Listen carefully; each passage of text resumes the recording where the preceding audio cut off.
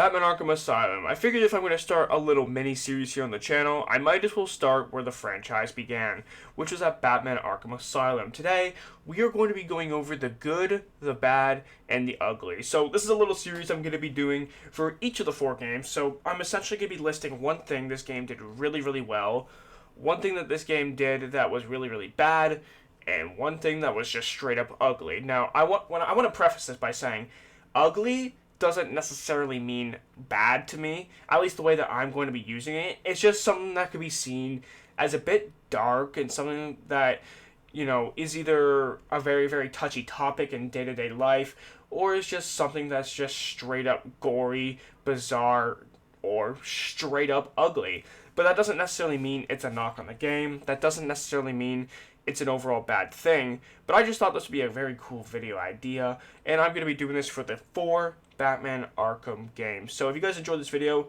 make sure to leave a thumbs up, make sure to subscribe for more content, and without wasting too much of your time, let's get into the video. Starting off with the good. What does this game do better that stands out from any other game? Well, I think it's very, very well known that this game did the atmosphere the best, right? Out of all the Batman Arkham games, there is no game that has that creepy aura, you know, horror game type feel compared to Batman Arkham Asylum. And I think there's a couple different reasons for that, right?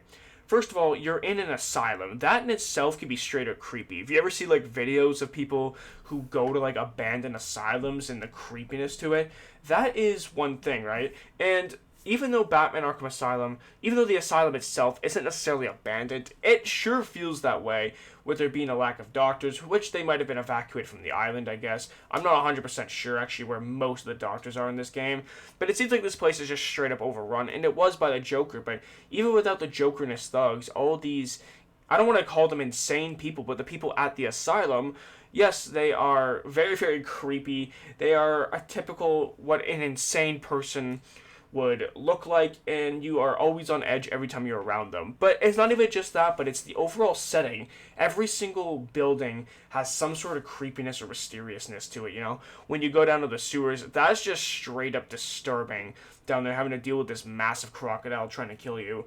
Or, you know, you can think of any other sort of building in this game, and it's most likely going to feel just straight up creepy. You're gonna want to leave is essentially the point. But that's a really good job though, and something that the other games weren't able to quite replicate as well. So I would say that the atmosphere is definitely the good about this game. When I talk about the bad, it's kind of tricky to think of one specific thing that this game did that was bad, because I don't want to like be too harsh on it, because it was the first game of the franchise, yada yada yada, right? And all the other games improved on these things, so again, I don't want to just crap on it too much, but at the same time, that just because it was the first game doesn't mean it's not open to criticism at the same time. So what I say here, don't get too offended, don't, you know, take it with a grain of salt is what I'm going to tell you. But that would be the boss fights. The boss fights in this game were just awful. I know that they were a last-minute addition. They weren't meant to be in this game originally.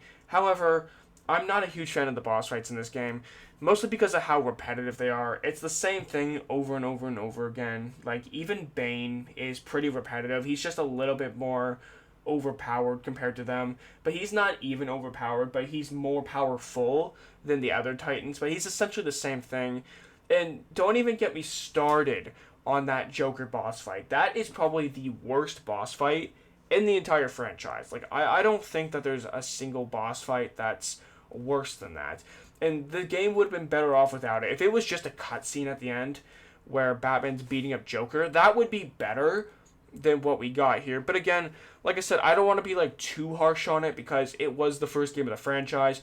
They were just kind of figuring this stuff out. They're figuring out how to make good boss fights, and alongside a good campaign with an open world. I get all that stuff. I don't want to be too harsh on it. It wasn't like straight up unplayable, but it wasn't good either. Every time that these Titan boss fights come up, I'd kind of rather just straight up skip them. And it has nothing to do with like the combat in and of itself, because while it did do the combat the worst in this franchise, I still enjoyed it. It was still good enough to where you can have an enjoyable experience playing it. Whereas for me personally, I just didn't have the best time fighting these Titans. It just wasn't very much fun to me. Last but certainly not least, it is the ugly. The thing that makes this game I don't know how to phrase it other than ugly. And this game is actually the perfect description to have the good, the bad, and the ugly.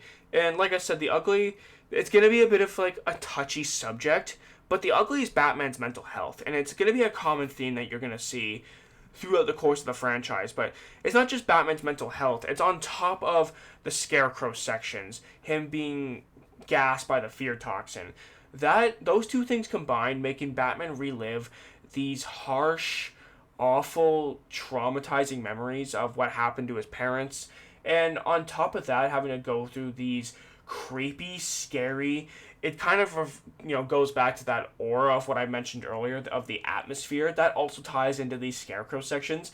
But this is just straight up ugly because it's making Batman kind of play into his biggest fears, the thing that he fears the most in his world, in his head, I guess you could say. And it's something that mental health is one of those things that it's a very touchy subject.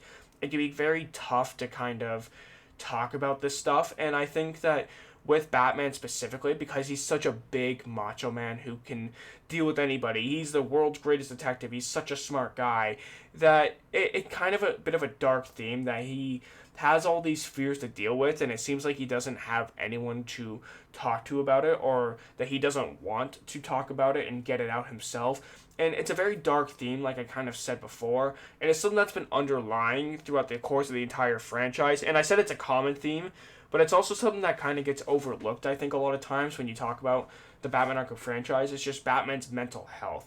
And it's considered the ugly because there's a lot of darks to it, even for a guy like Batman who is meant to be a light, a beacon. Even though he's the Dark Knight, he's also a shining figure of someone to look up to and someone to try to replicate and try to be like it some sort of way, stand up for yourself kind of person. But Batman still has his own demons to deal with that Scarecrow tries to exploit multiple times throughout the games. And it's a very, very dark, touchy subject because of all the unresolved trauma that Batman still deals with, even, probably over 20 years after the incident with his parents. And guys, this has been Batman Arkham Asylum. The good, the bad, and the ugly. Let me know what your 3 picks are down in the comments. What's your good, what's your bad, and what's your ugly? It wasn't necessarily the easiest pick, and I didn't want to just straight up pick up, cop-out answers, But there's nothing that Batman Arkham Asylum truly did the best other than that atmospheric feel. So that one was a bit of a cop-out answer, you could say. But it's also the only really true answer to this franchise.